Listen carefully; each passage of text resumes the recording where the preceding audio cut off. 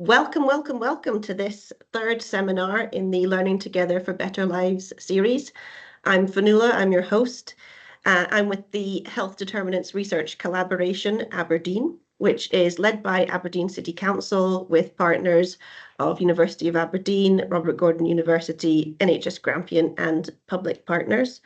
And our mission is to surface and then mature the research activity going on within Aberdeen City Council and its partners in delivering public services. We're doing this because it turns out that health outcomes are significantly impacted by non-health factors. And those non-health factors are themselves specific to place. And local authorities are the most powerful entities that we have to influence place as we experience it. So we are working on trying to narrow the gap between public health policy and public health research. We're doing lots of different things on that. A little bit of housekeeping before I hand over to Kathryn as our speaker for the day. I'm in Marischal College. There's no planned fire alarms here. If you hear it, the noise coming through your computer, it's real, and I will deal with that for the seminar, and then I'll evacuate. Please take a moment to remind yourself of what's the equivalence in your building and what's your evacuation route and so on.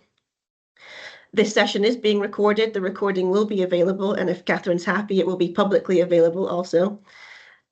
Your cameras and mics are disabled for now. When we get to the general discussion portion of the session, I will give you the power to put on your mic and your camera if you have something to say.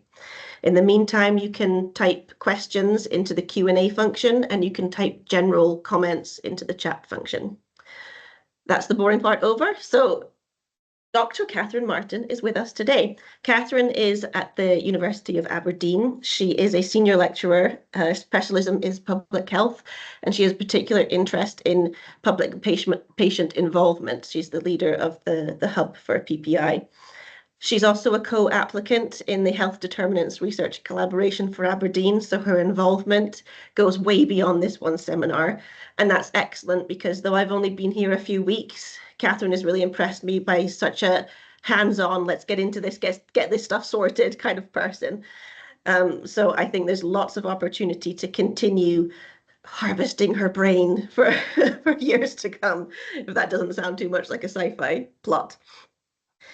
We also have with us Dr. Leo Ho, who is a research fellow here in HDRC. And what he's going to be doing as Kathryn is speaking is making notes about connections to actual council work, real things that are going on. That's the same thing that you are going to be doing probably as members of the audience, but Leo's going to be doing it and then reflecting back those thoughts to kick off conversation with Kathryn and with yourselves. And then once Leo's shared his thoughts, then we'll do the general discussion and you can jump in with anything you want to say. But as I said, Kathryn is one of us, so we've got access to her beyond this session, and I'm looking forward to what that might look like. Okay, that's my intro done. Kathryn, you are free to share your slides and go from here. All right. Thank you so much, Fionnuala, for that wonderful introduction. I will say that in addition to the patient public involvement work and some of the other things that I'm involved with, my sort of initial training was in epidemiology. And chronic disease specifically, and did a postdoc in life course epidemiology, and I'm going to touch a little bit, I'll give you a little example later, but I really consider myself sort of on the social epidemiology spectrum, so really trying to understand the social determinants of health. So I tried to put the talk today into a lens. This is a topic in terms of how do we investigate population health. I'm quite passionate about, and often I'm teaching these sorts of concepts to our master's students here at the university. I want to preface by saying how we investigate population health could be easily an entire course, and in fact it is. It could also be a lifetime of work, which for some people it also is. It's very hard to shoehorn all my enthusiasm and my knowledge into my time here with you today, but I'm going to really try to do that. I'm also going to promise to not use as much jargon or try not to use jargon in places, and I'm very happy to take questions at the end. So if we are to learn how do we investigate population health, we have to first turn to the discipline of epidemiology. It's really the cornerstone of public health. And so, as it states in the definition, some of the objectives are to identify an etiology, or that is the cause of a disease, and the risk factors. We're looking at how often things take place, that occurrence, the distribution, where they're taking place within a population, and what's actually causing them. What are those risk factors, things that might increase a person's risk for disease? It's also about determining the extent of the disease that can be found in a population. And I can't emphasize that we're looking at populations when we think about public health. Populations are made up of individuals, but we are very much at a higher level when we're speaking about the work that we do, rather than what might be done at a clinical level, between a clinician and their patient. There we go. So traditionally, epidemiology has been used to investigate the etiology of, say, infectious disease. And so there's instances, and I've got a book on my shelf about the history of public health, and what we know, what we've learned goes many millennia back. But on the left, you'll see this image of a man named John Snow. Please notice that he bears no likeness to Kit Harington. So he is the original. John Snow was a physician and an anesthesiologist, and he was considered the father of modern epidemiology because he used science and an epidemiological sort of methodology, which was really quite new and sort of nuanced at the turn of the, what was it, about mid 1800s, 1850s. He traced the source of cholera outbreak in London. So by removing the handle of the Broad Street pump, it was a water pump, he was able to demonstrate that contaminated water was at the source of that outbreak. And so such early discoveries really ensured that infectious disease was studied, understood, and actually largely resolved. We're seeing a lot of resurgent and infectious diseases emerge. Surely COVID is a really good example of how much importance we put in understanding in epidemiology with COVID. But if you think back over the time since John Snow, the field of epidemiology progressed, methodology has also progressed, statistics and what we're able to do with large sets of data has also developed. And so epidemiology was able to really assess the natural history of diseases in individuals and in groups. It's very timely because things like vaccines and antibiotics, post-war lifestyles meant an emphasis was placed on trying to understand the causes of chronic disease then to prevent them. And so nowadays, epidemiology as a discipline really teams up with health services research, health economics, to really measure healthcare needs and look at clinical management to improve effectiveness and efficiency of healthcare. And it's really through this that it can help to provide the information needed, I think, to really understand where we have limited resources. We can effectively identify and sort of set priorities within a public health program to maybe really start pushing for more health promotion and care. So I think it's really important. So I gave a little definition of epidemiology, but again, we're just sort of like unpeeling these layers of the onion. So when we talk about epidemiology, we're talking about the way it's used, and usually it's to describe the frequency and pattern of health outcomes in a population. And when I say frequency, I mean how common is that disease or other health outcome? Because remember, we can also be talking about, say, something that's positive, like physical activity levels. So I might just say disease or outcome throughout, but you'll remember that it's sort of any health outcome that we're interested in. So how common is that to the population at risk at any given time? And with patterns, we're really interested in the occurrence of health events by both time, place, and person. So you think about time, so it's something that might happen annually, seasonally, like weekly, daily, hourly, so physical activity I mentioned before, we think about place as being important. So nations, cities, looking at things whether they're urban or rural. Maybe we're interested in work sites. And then we think about the persons, so the factors that might be unique to individuals that make up our populations. So age patterns, gender, marital status, socioeconomic status, any sort of behavioral environmental factors. So epidemiology describes, but it also is used to analyze. And we think here about what are the determinants that contribute to that development or the prognosis of disease in a population. So descriptive studies do not test hypotheses. So these analytic studies, and what we're doing in this other sort of branch, I guess, of within epidemiology is really to look at examinations and to look at hypothesized causal pathways. So that's really important. We don't, in epidemiology, there's a big don't, assume that disease occurs randomly in a population. And that's important to take away. We sort of think, okay, there's got to be a pattern here. We have something to uncover. And I always tell my master's students we have to act a little bit like Sherlock Holmes, or maybe a Miss Marple, or Vera, or Inspector Morse, whoever your favorite investigator is. To think about the who, the what, the when, the where, the why, the hows. So when we think about the who, the age, differences, sex differences, race, ethnicity, socioeconomic statuses. We think about the what's, we're thinking about those disease frequencies or those outcomes. The when, time is really important when we think about investigating population health. So we're always thinking about, is there a certain time period we're interested in? Are we interested in seeing trends over time? Are we thinking about how long something might last, some sort of a duration? We're also thinking about where. So in terms of geographical variation, where things might be happening, continents, cities, countries, that sort of thing. And why? Why are those disease patterns varying? And then how can they be controlled? How can they be prevented? So then we want to then formally test a hypothesis, and we have a number of different types of research designs that we could use. Some of you might already be familiar with this hierarchy of evidence, these types of study designs. So at the bottom, you have things that might not give us as much research sort of evidence as we'd like. So as we move up the pyramid, up this hierarchy, we see an increasing evidence of strength. So epidemiological study designs are observational in nature.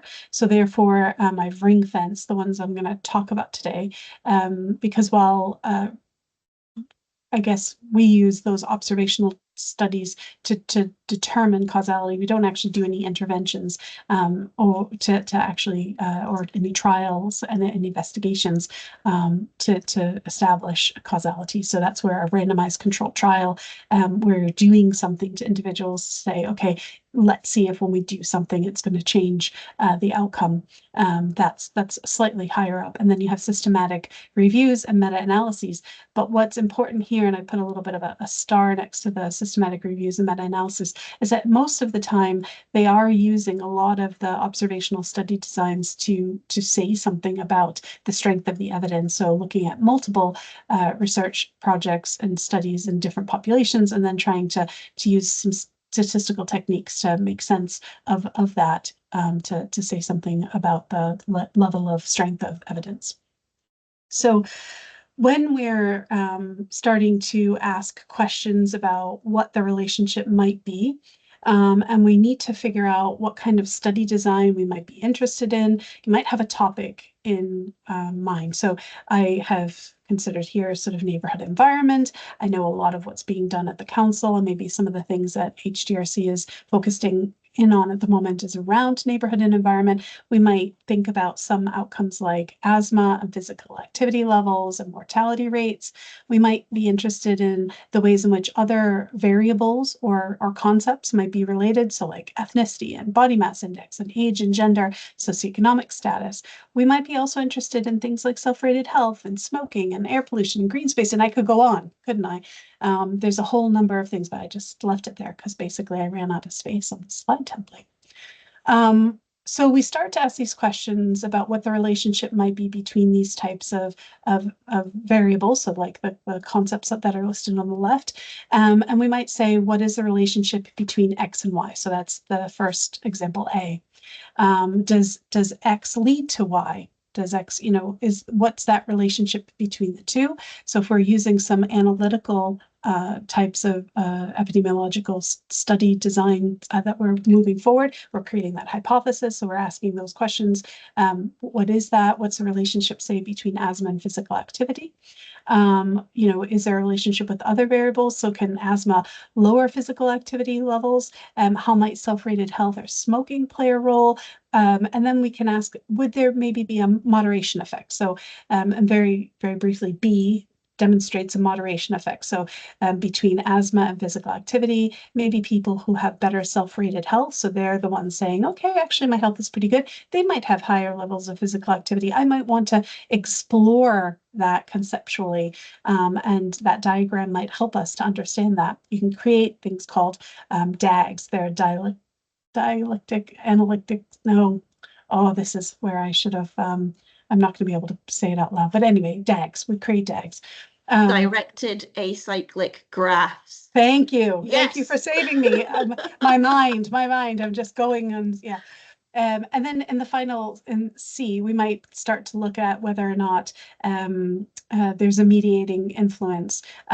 So whether or not asthma has a bearing on maybe smoking status, and that has a relationship on physical activity levels as well. So you can start to look at how these act. And these are just some examples. They're kind of the sort of the basic ones that we talk about, sort of an introduction to epidemiology. But you can think about how very complex very quickly a model might become when you start to look at, because of course age and gender, ethnicity have all been related to asthma and physical activity levels. So we'd want to create a study that we could look at it with some data analysis, and say something a bit more. So again, I mentioned we have some study designs at our disposal. So we have cross-sectional studies, case control, and cohort. These are our main observational study designs. And with every type of study design that we'll speak about today, it's really important to think about a temporal description. So that is, how does time play a role in all of this? So for instance, we can think about cross-sectional study in the present.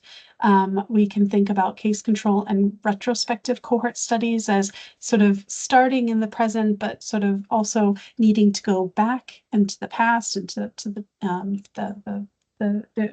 past. And then with the prospective cohort studies, we start in the present and we're moving forward in the future. So I think this sort of just always keeping in mind about time and and a lot of what we talk about is within a specific population, within a specific time period, as well. So let me talk a little bit about cross-sectional studies. I'll move on to case control, because this is us building within that hierarchy of evidence. Our cohort study at the end is the sort of one that provides the most sort of robust evidence, and we think about observational study designs. I will just give you a little bit of, for each of them, tell you a little bit about the purpose and the use, talk a little bit about the design itself, and then give a few different examples of some studies that have looked at that. So just to move forward here. So cross-sectional studies, we're looking to establish the prevalence of a particular outcome or risk factors in a population that we might be interested in. Again, this is at a specific time point. And we use prevalence, as we do some other terminology in epidemiology, to mean very specific things. So there's almost a sub-language that's pervasive in epidemiology. So prevalence is the number of events or instances of disease that exist within a set population at any time during a specified period. If you just want a very singular point in time, then we could get a point prevalence. But one of the things that we have to really remember is that when we're doing a cross-sectional study, we can't establish cause and effect because the data is only collected at one time point. The incidence is another term that we'll come back to, because we can't infer with a cross-sectional study. We can't look at incidence, and that's the number of times that a new instance of disease or disease commences during a specific period of time in a defined population. So cross-sectional studies can often be used to investigate whether or not associations exist, and it also allows us to really generate some hypotheses. We can examine some trends also in disease prevalence, which is great. So the basic study design is not too challenging to wrap one's brain around. It's basically where we're going out. A good example is doing a survey where data is collected at a set time point and provides a snapshot. So you could have a survey open for a week or two, and anyone who responds, and you're trying to look at maybe different health outcomes, how common, how prevalent those are, and the exposure statuses, but they're measured at the same time in that population. So these are some wonderful examples of work that can help to clarify our understanding of how key concepts or variables are related, and providing that next step to explore in the future. So the really nice couple of studies, just cross-sectional. Sometimes it'll actually come up in a title that'll tell you it's a cross-sectional study. That's happening more and more, where a study design is actually being requested as part of a title. Here, the authors looked at neighborhood environment and its association with self-rated health. So they conducted a survey, and they looked at over 1,300 men and women, 16 and older, where they had data from the Health Survey for England and the Scottish Health Survey, and they were able to identify associations between environment and self-rated health. Another here is looking at cross-sectional associations between high deprivation at home and neighborhood environments, and different health-related variables among Liverpudlians, children. And then here's one that's more recent, quite interesting. When I found this, I thought, oh, I can't wait to sit down and read it properly. So exploring young people's views of their local area in relationship to the concept of the 20-minute neighborhood policy. Again, this is a cross-sectional study, and they themselves say that they've uncovered a connection between, say, crime perceptions and area-level crime variables, and ways in which these might be potentially influencing health outcomes. So all things that then might get attention in a future study or be examined in a different type of study design. So some of the advantages of a cross-sectional design are really that they're relatively inexpensive. And I always call out my students, because I think sometimes in maybe old textbooks or online resources, people say, oh, they're cheap.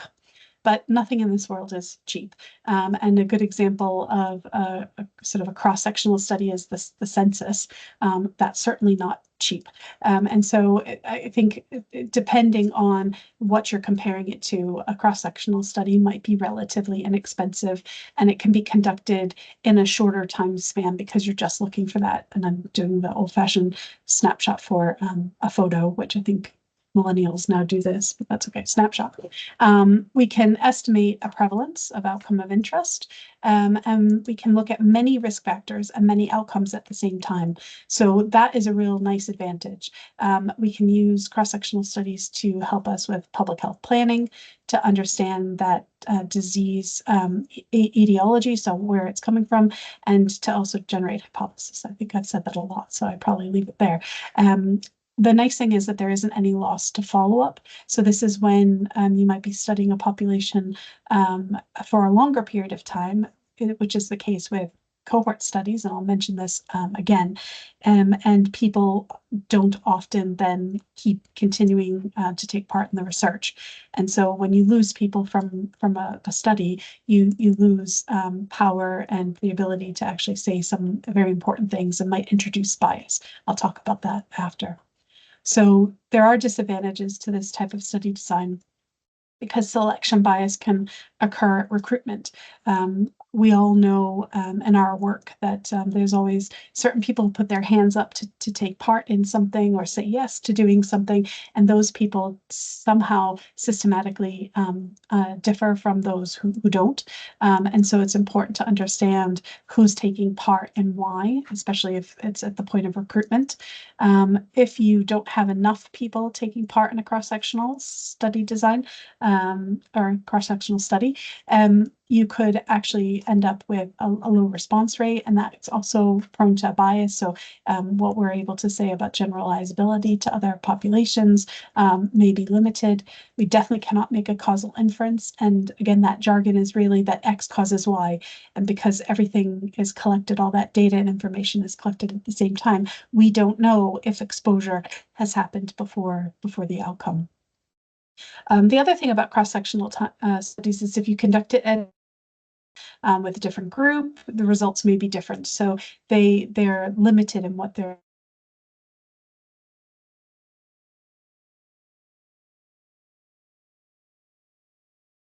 Kathryn's frozen for me. To a specific group for Back. that. Sorry? You froze for me for a second there, but you're back. Okay. Did you miss out some nugget of wonderfulness? Only like 10 seconds. Okay, then I'll just keep going because I'm going to introduce case control studies, and I know everyone's on their edge of their seat to hear about that. So I'll move on now to case control studies. So you remember this is still an observational study design. It's just one up on that hierarchy of evidence, and in terms of its sort of usefulness and its strength. And we use this to establish the association between exposure and outcome by estimating the odds of exposure among cases compared with the odds of exposure among the controls. And we end up statistically, so this is where epidemiology and statistics are so nicely dovetailed, and together they are stronger, that we create and we can calculate odds ratios to actually give an estimate around the sort of relationship between exposure of cases and exposures of controls.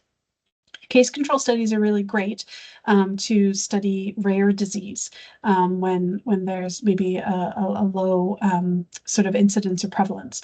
And this allows us to actually go right to the population that we're interested in and actually then work our way backwards, if you will. And you remember that temporal sort of slide where I was showing you sort of we're starting in the here and now and we're going backwards.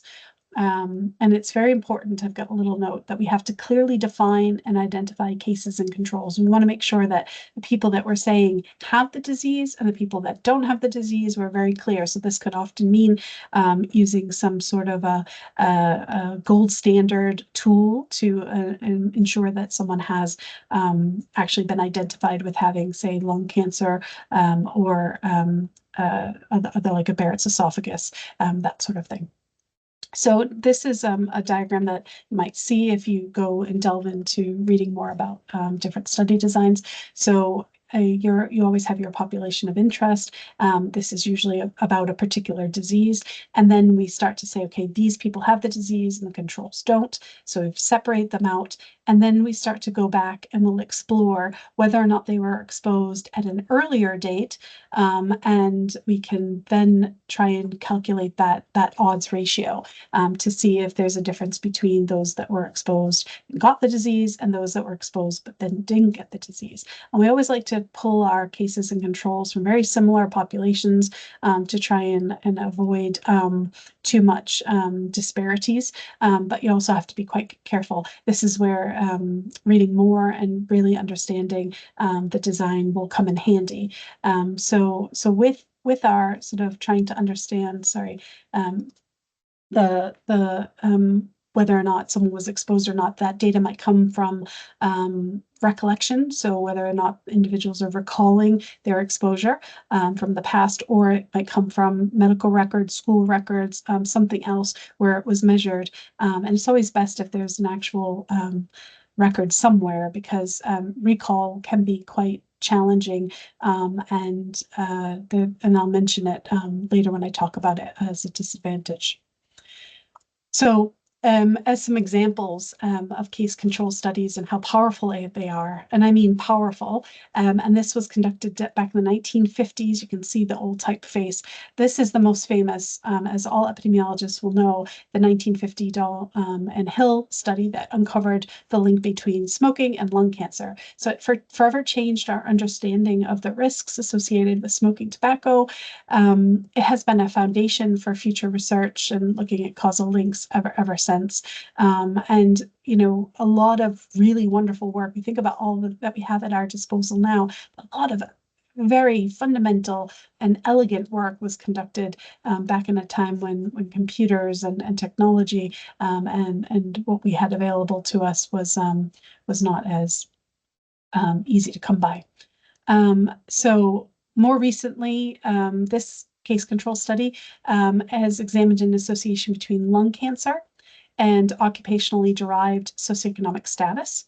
And they used data from an international study called Synergy, and they pooled a number of different data sets. They had 12 case control studies across Europe and Canada. So again, this is where our ability in modern day to say take not just one case control study, but the 12 and pull that data together and actually be able to say something even stronger than a single study. So yeah, they were interested in looking at this because even though associations between low socioeconomic status and lung cancer have been observed in different studies, it's often not always adequately controlling for smoking behavior. So they were able to do this, and they found strong elevated odds ratio. So looking at those odds between lung cancer and low socioeconomic status, and even after adjusting for smoking, they found that this social gradient existed. So that's to say that socioeconomic status persisted. It remained a risk factor for lung cancer even after adjusting for smoking behavior. So there's other things embedded that we're still uncovering and making these relationships between those variables known. They also found a gender difference where risk was higher for men than women. So, advantages, they often require less time. Again, this is all relative. What, you know, less time as compared to what resources and sample size. So you wouldn't necessarily need, you know, thousands of people as that pooled case control study shows, but it certainly does help with robustness. They're very useful for studying rare outcomes and diseases. They're useful for studying diseases with long latent periods, and they can also allow you to look at multiple exposures and risk factors. What it doesn't allow you to do is think about selection bias. So sometimes we can find it very difficult to find a control that is a suitable control.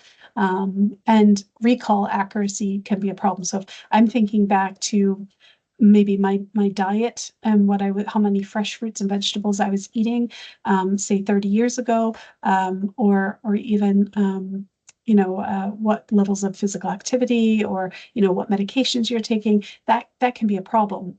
So when cases and controls somehow differentially recall that exposure somehow differently, that becomes what we call recall bias, and that's a big concern in this study. And we could talk about recall bias for like another couple of hours. It isn't really a good study design for rare exposures because remember, it's a rare disease. And if it's also a rare exposure, then fewer people in that group may have been exposed. So different chemicals and things like that. And we can't always estimate disease incidence or prevalence. So it's not an easy thing to do with a case control study. And we can't fully determine causation. But then enter in cohort studies. Just as a fun fact, the definition of a cohort includes a wording around the fact that it was an ancient or Roman military unit, usually one of 10 divisions of an ancient Roman legion. More commonly now, we think about it as a group of people banded together, treated as a group. There's something common about a cohort of people who maybe enter a workplace at the same time. They might be a new cohort, students per se. We use a cohort study to investigate the incidence of disease or the frequency of health outcomes by their exposure. So where case controls, we start with the disease and then figure out whether or not people have been exposed. Here, we're saying, no, we're really interested. Exposure must come before the outcome. So we want to be able to estimate risk rather than the odds, which we can calculate from a case control study. Here, we're talking about risk, relative risk, risk ratios. And we're thinking about that as the probability of disease among exposed versus the probability who are not exposed. So again, I always think a figure says a lot more. So we have a population of interest, and we want to bring people together to then understand their exposure. But one of the biggest things that has to happen is we have to ensure that the group is not currently living with the disease of interest or the outcome that you're, so you want to make sure that that has already been appropriately scanned through in a clinic, or making sure that people are free of that disease, free of the outcome. And then we're really here interested in the selection of the exposed group. So we have to make sure that there's a very clear definition of what that exposure looks like. And once that's properly defined, you can start to select the study population. And if the exposure is rare, as I said before, maybe a specific type of a chemical that not many people in everyday society would be exposed to, then you might have to have a specific exposure group chosen. So that population might have to be, say, nurses or hairdressers, or maybe people who live near an environmental hazard, things like motorways and so forth. And so once you have that, you've created the cohort, you can then think about what it means to have people that are not exposed. And then we're going to be following them through a certain period of time. So here I've just said we follow them for 2 years. But in some instances, you can have a cohort where you're following them for a long, long time. And then you want to see whether the people who were exposed had the outcome or if they didn't. And this is what helps us to understand whether or not the exposure came before the outcome, and whether we can establish that those individuals who were exposed were at greater risk than those not. There are so many types of cohort studies. Let me tell you, man, I've pulled over the years a few of the logos for different types of studies, and there's birth cohorts, there's cohorts around certain sort of aging populations, there's cohorts around certain disease conditions, it goes on and on. So I'm going to give you 3 examples. I'm going to try and keep it brief because I'm aware of time. Fionnuala, are we okay? Yeah, you're good. Keep going. Okay, good. So the Framingham Heart Study. Maybe you've heard of this. I'm pretty proud of it because I grew up in Massachusetts, which is where Framingham is situated. So this is a study that was started in 1948, and the objectives of the study were to study the impact of several factors on the incidence, so the new occurrence of cardiovascular disease.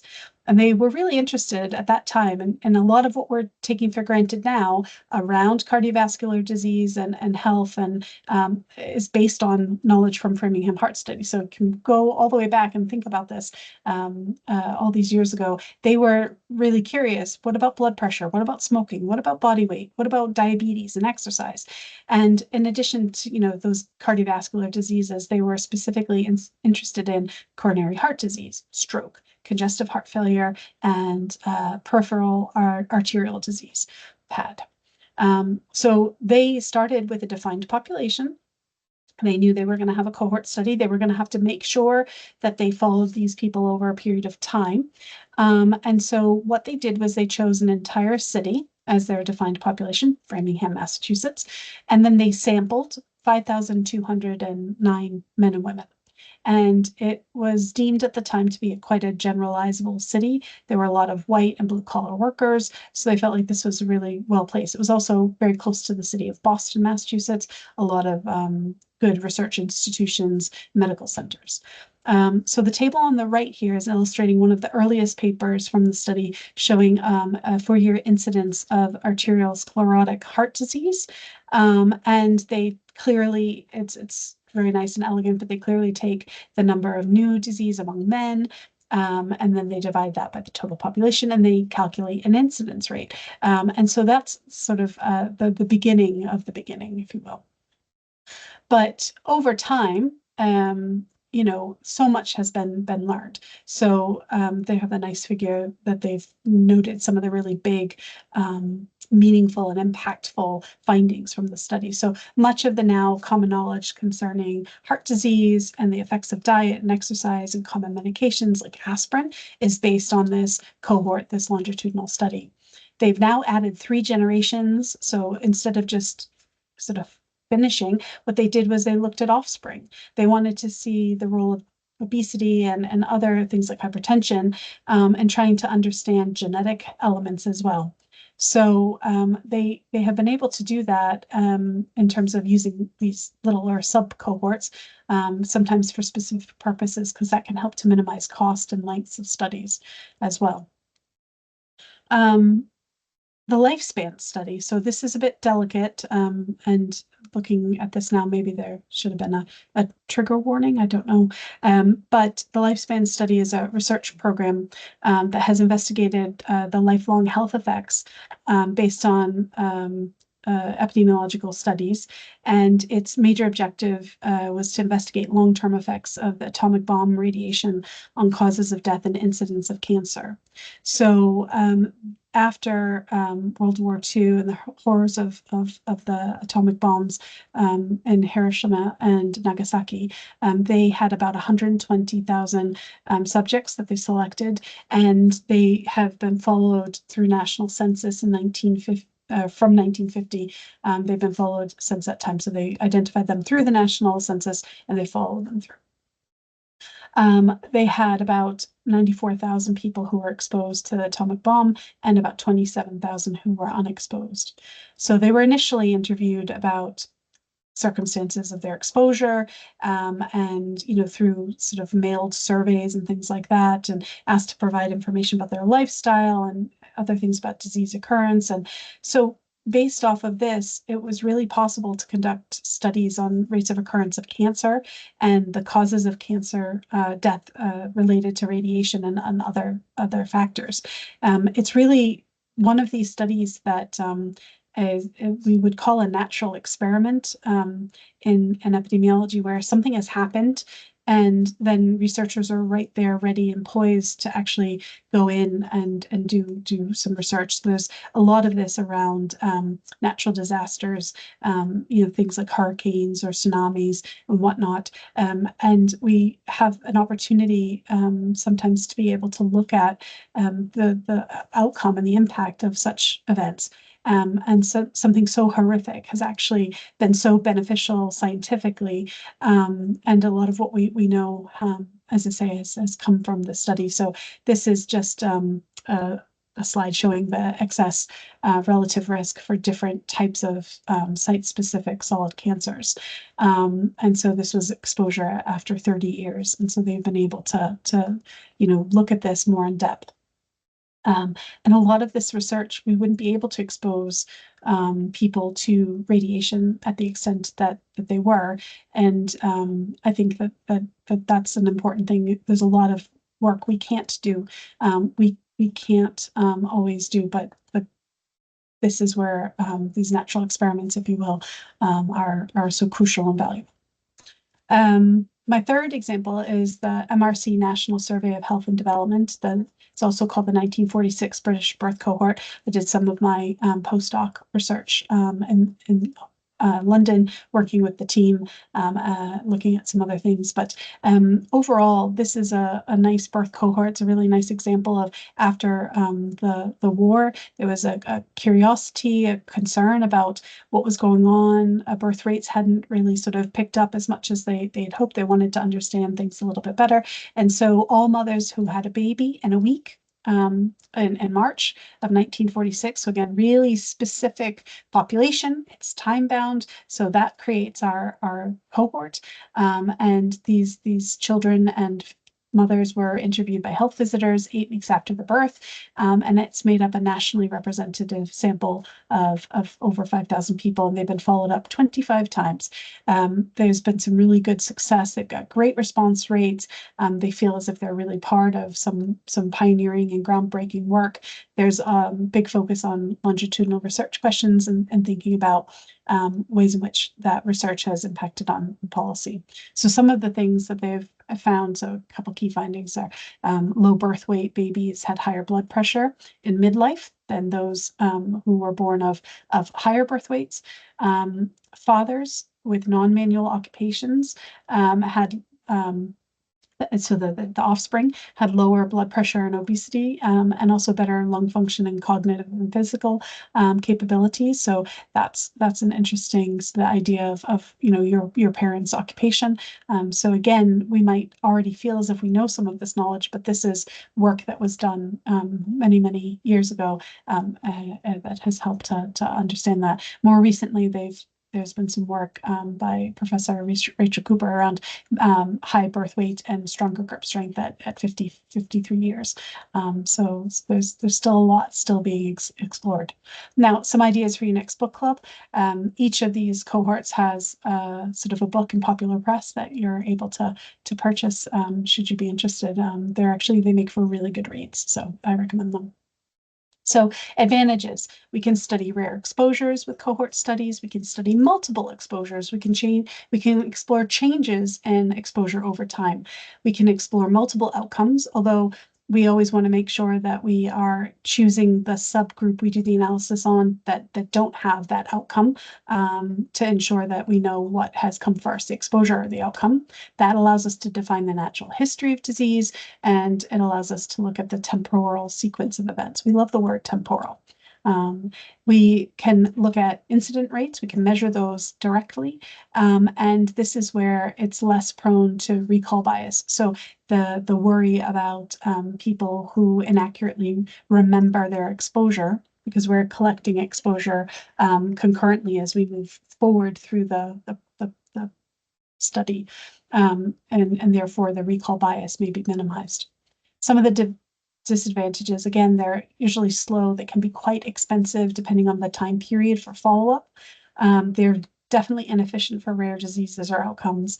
And when we think about biases that might be, we always have, concerns about selection bias, but it's especially from loss to follow-up. People move, they die, they don't want to take part anymore, we lose contact with them. And if there is some sort of a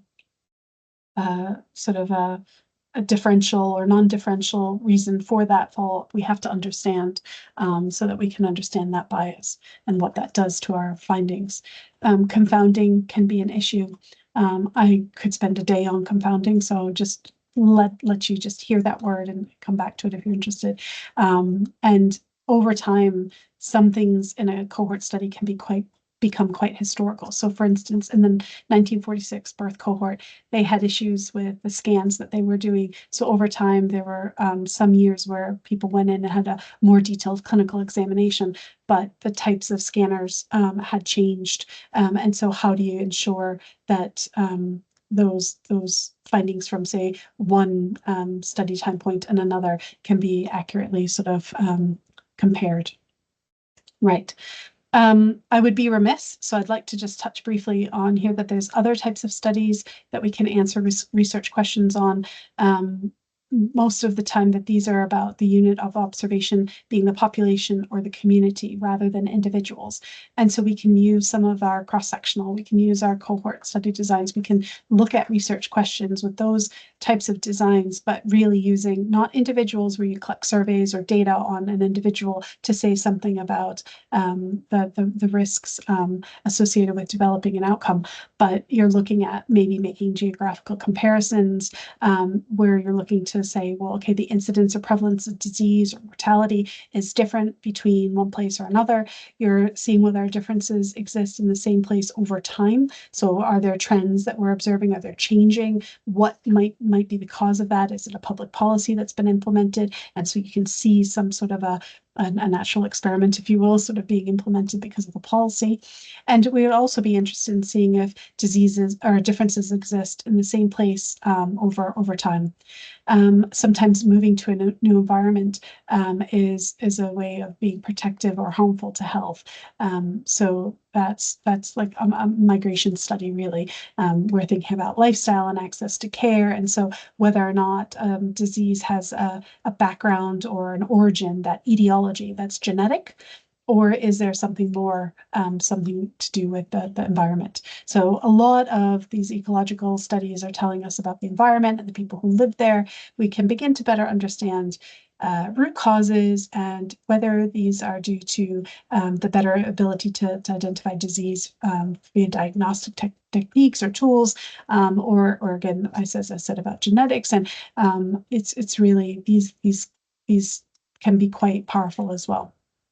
So just as I'm wrapping up, thinking about the future of population health studies and how we investigate population health going forward, linking routinely collected data and using administrative data and data that people are collecting on themselves regularly, with Fitbits and the like, I think is what is going to revolutionize public health in the future. I'm not alone in this, and certainly if anyone has disagreement to that, I'm happy to hear. The methodology and statistical analysis that we have available to us with some more computing power to deal with really large data sets, we're all the time progressing the methods and the sort of techniques that we're approaching research questions and the size of data to be able to handle such large data. There's obviously a bit of recruitment fatigue, and so getting sufficient numbers of participants, of subjects for your research, and the sample size can be really challenging at the moment. And so using routinely collected data, administrative data, to provide the bulk of some of the information that you need, and doing a light touch additional or add-on might be a nice way of saying, look, we're not asking for everything, but we're asking for this little bit, and being able to link that to be able to say more. There are a lot of governance administrative processes around here. I know that there's a lot of governance challenges, especially with getting approvals.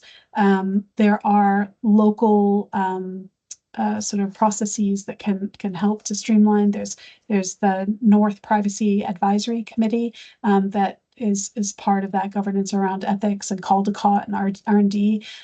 Also across Scotland is the PBPP. I know that there could be lots of asks and back and forth, and it's about ensuring the integrity and maintaining the security of the data and being good stewards of data that these organizations, but it can sometimes take a significant upfront and investment in terms of time before a project can start. So as we move forward, we're going to have to really be thinking about that, thinking through the data sets, really knowing what is available in data sets, learning what those variables are, what is the level of missingness of data, and really relying on say this safe haven teams and other groups to help us to understand, so we get those very specified data sets and the analyses plan together and ready, so that when you are asking for these permissions and governance, things go a little bit smoothly. So the upfront cost will pay off in spades, I think. There's a few local resources that I put here. They're not exhaustive. I'm aware of time, but we have some birth cohorts and the Aberdeen Maternity Neonatal Data Bank here in the local area. We have a Caribbean data safe haven. There's also the blood spots. So every baby born after a certain period of time, I forget, it's 1960s maybe, there's a blood spot that's been taken, and so there's been a lot of interest in what information that could be useful for. And I've put just here further reading. So online, if you Google epidemiology for the uninitiated, this is an online sort of chapter book, if you will, from the BMJ. It's great and really well thought through. There's a lot of really great examples. So I think that if you wanted to do a little bit more sort of investigating and learning about study design and things like bias, confounding and other key important epidemiological issues when we think about doing population health research. It's there. So I just want to close there, say thank you. And I love epidemiology. And yeah, I think that's where we're at for me. So thank you. Wow, wow, wow. Thank you so much, Kathryn. So much to reflect on there and learn. I feel like I'm going to throw Leo into the deep end of to have structured thoughts on that. What I would love is I'm going to ask Leo to share his thoughts and connections of what you've said into what he knows of Aberdeen City Council's operations and the provision of public services. But at the same time, anyone who has questions, you can throw them into the Q&A section, or you can wait until we've finished the sort of structured conversation, and then we can do them as a general conversation when your microphone is open. So just reflect on that already. Leo, what are your thoughts?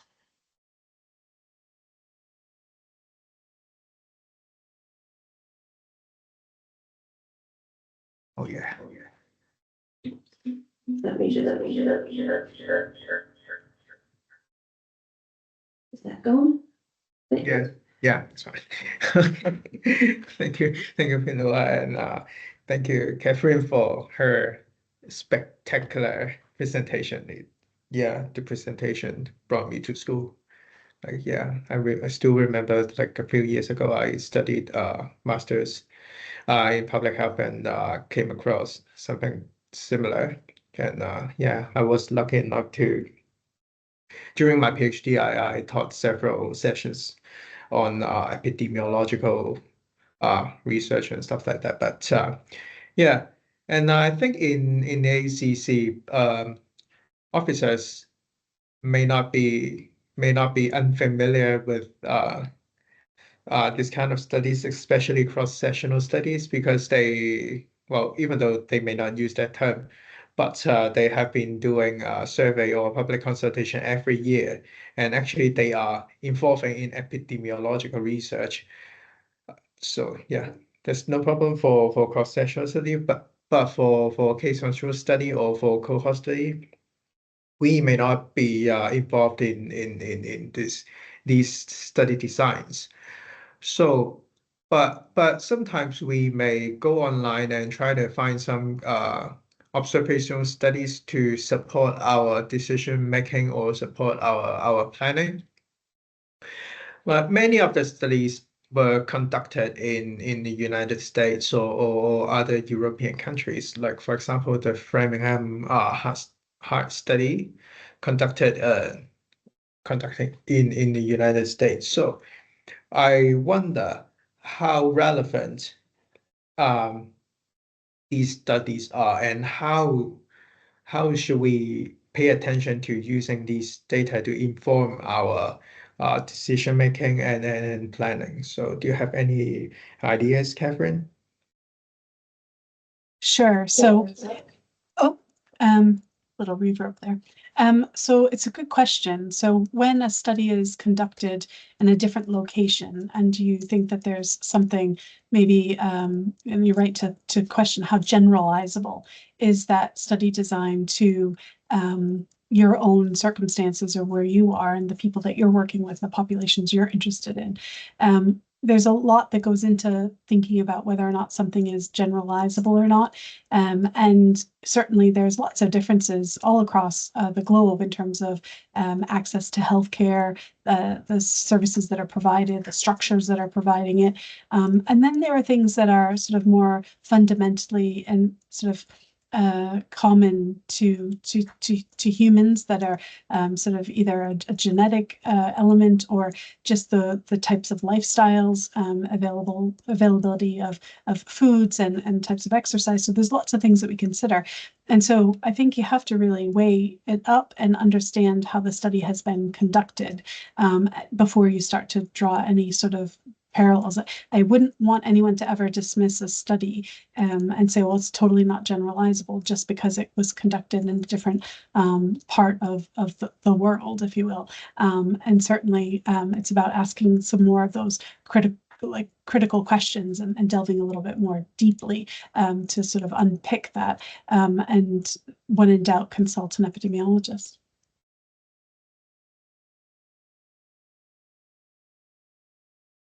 Sorry.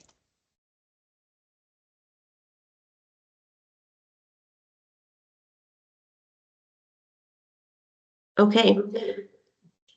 If you can, thank you. We're still getting our hang around our minds around whose microphone is on and whose speakers are on. So oh, sorry. Okay, I was like, there was silence after that. I was, oh no, what have I said? There's a couple of questions come in on the Q&A, and wow, is this one perfect for you, Kathryn, as a public involvement person. So Bob Farthing is asking, how can community councils and locality empowerment groups become involved?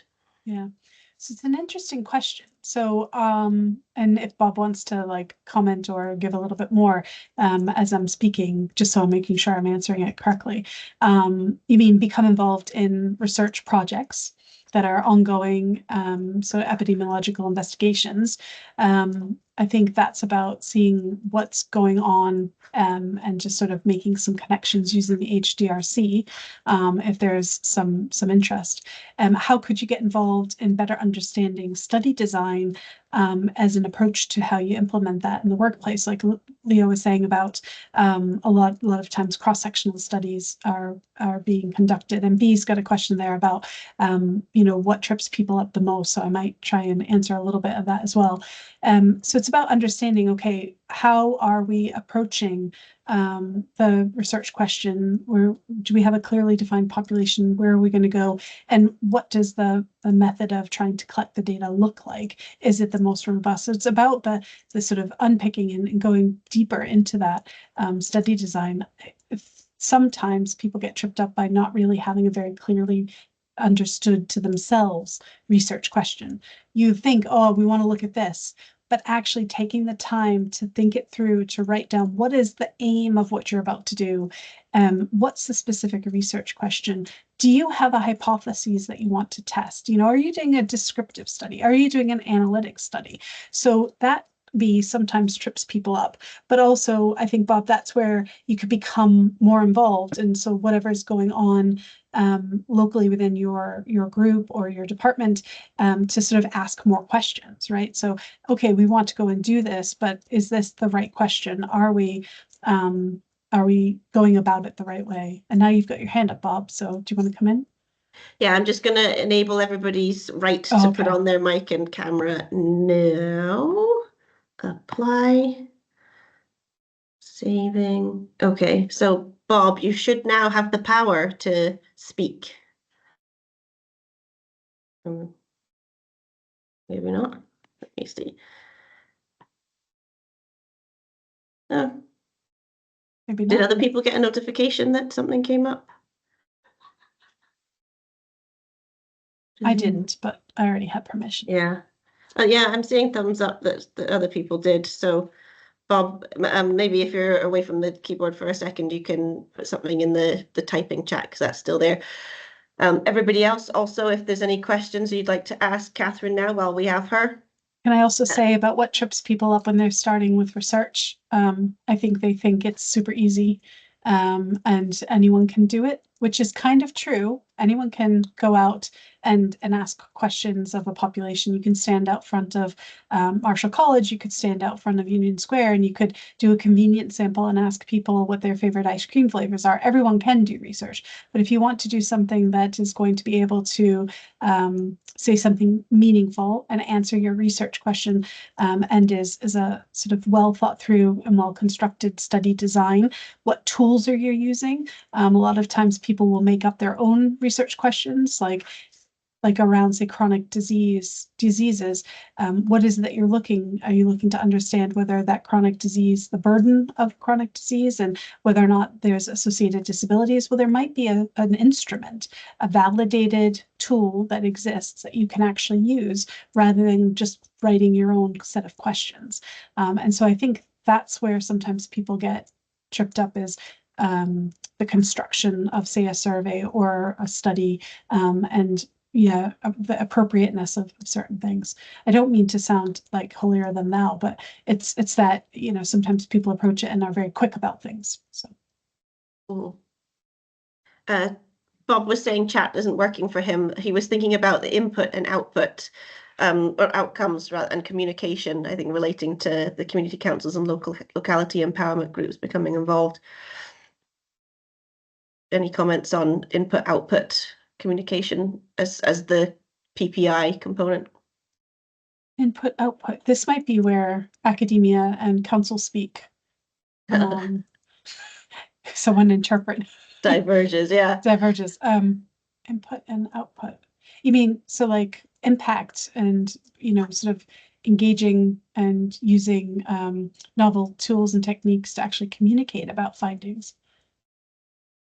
Possibly, I was wondering about Aberdeen specific questions, and this is very much tongue in cheek, but that's, we know that fast food outlets in areas of multiple deprivation are not good for health. What if a community council was concerned about butteries outlets in the neighborhood? Who in the absence of an HDRC, because really if somebody has that question, they could come to the HDRC in Aberdeen to start working it out. But generally, what would be your advice be for people who are looking to pursue that specific neighborhood question? And just for anyone outside Scotland, it's useful to be aware that public health is an NHS matter in Scotland. We don't have public health professionals within local authorities. So the question around the butteries is curious, and I'm trying to. So again, this is where you could design a study in multiple different types of studies. But if a community council was really interested in, are you interested? And then this is where I would sit down. It's like a statistician. If you go and say, what's my sample size I need? They're going to ask 1,000 questions. You got to say, well, what are you interested in? Are you curious about the public's perception of these outlets on their health, their well-being? Are you concerned about whether or not, since the butteries have come in, there's a proliferation of trash, and that's sort of contributing to an increase in vermin? I mean, there's 1,000 things that we could start to question and ask. So a council, again, it comes down to, and I can't say it enough, is what is actually that research question. It's about finding out whether or not there's anyone locally who might want to partner. So if there is a university or other research institutes that are nearby.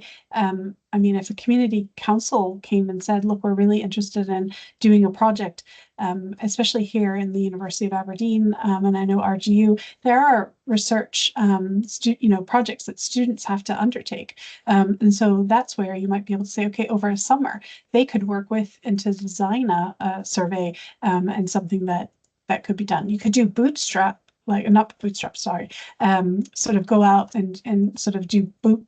Oh, is it called bootstrap? It's a boot something. Boot epidemiology. You go out with your boots on and you knock on doors and you do sort of doorbell surveys and you talk to people. You could do qualitative research. There's quite a lot that can be done. And now Bob is here with his video. It's easy to explain in words. Basically, the community councils and locality empowerment groups, there's a bit of overlapping there, are the interface between the council and the people. Keeping it simple. Yeah. It's how does this research relate to the person on the street? So one would be, can we use community council to do surveys, for example, if that's useful? Yes. Yep. Get people to volunteer, for example.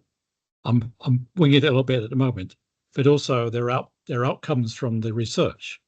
So can we communicate to the people effectively what it means? What can they do to improve their health? Yeah.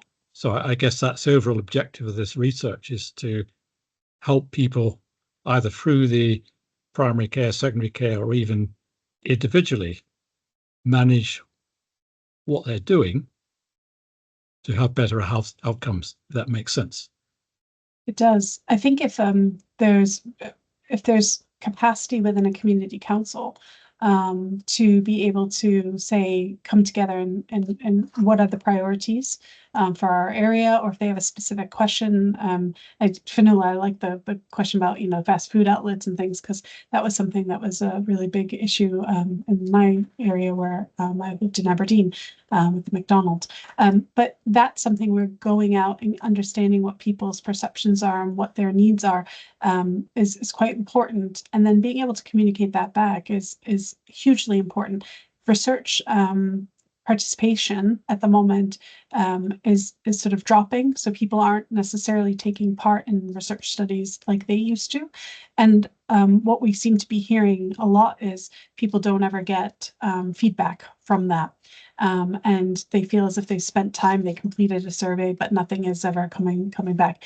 And I think that's where we need to close the loop. We need to have those conversations, and we need to be thinking more creatively about how information gets disseminated back. A lot of times it gets held up in academic journals, or it's sometimes a brief news blurb, but there isn't any sort of going back and feeding back to the participants themselves, never mind the communities in which that data comes from and is meant to sort of sit and improve lives and conditions. So yeah, so I'll put in very briefly, say using vernacular, using Tory speak to communicate. And sure, anytime you can be local, yeah, or use dialect or a language that is meaningful and sort of used by the population that needs to hear the message. Yeah, absolutely. Good point. Martin Murchie?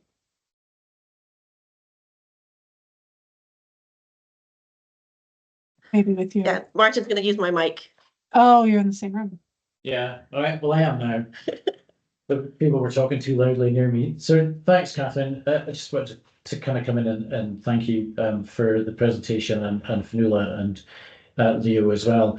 I was busy typing a couple of questions, but you were so thorough. I think you've covered them. So I'll just maybe reinforce it a little bit. So the first thing as you were talking, I was thinking was, for a lot of people in the council thinking about this, everything starts with a research question. And I was trying to relate it to us in the HDRC and how we can support that. So the previous seminar that we did with University of Aberdeen was around how we can access or support people to access existing research. So there's that route to it already. Once we've got a research question, then there's the issue that you've been talking about today in terms of study design and how that links into epidemiology. So we can do that. And I'm also wondering if people are thinking, well, I don't have the resources or time to do any of that. So what we can try and do is connect people up around funding opportunities for research bids like this. A couple of weeks ago, we had a thing called a sand pit, which I'd never heard of before, which Kathryn was at as well, with a bunch of colleagues from both the University of Aberdeen and RGU and people from Aberdeen City Council, trying to do just that, trying to get that research question, and then trying to wrap around support around those research questions about how we take it forward, including potentially research funding bids. So that was kind of the first point. And the second one, more with my data hat on, and the point you were making at the end, Kathryn, we're absolutely right about the opportunities that are there and coming in the future with how we're able to use technology more to capture very, very local and current data.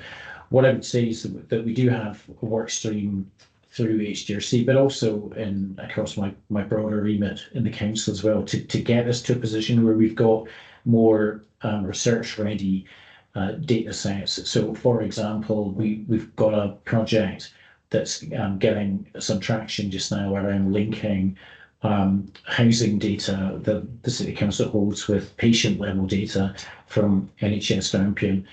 And you can imagine what that opens up, because we know where people live, we know where the addresses are, we know about housing, we know who those individuals are, we know health records.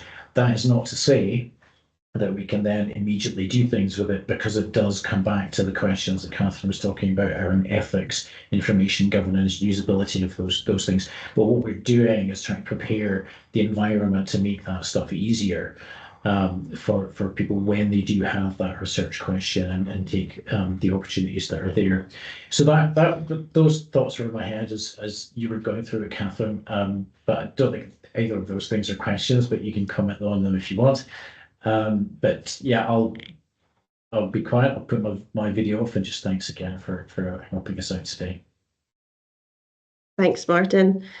I don't see other questions in progress. If you're mid-typing one, put your hand up so we don't lose you. And I will also I'll share this recording.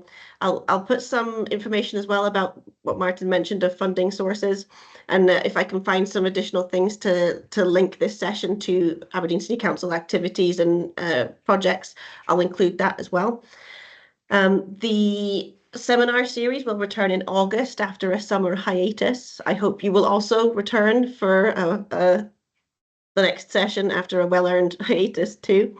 Thank you so much to you, Kathryn, for sharing your knowledge with us, and you, Leo, as well, for connecting it to Aberdeen City Council efforts.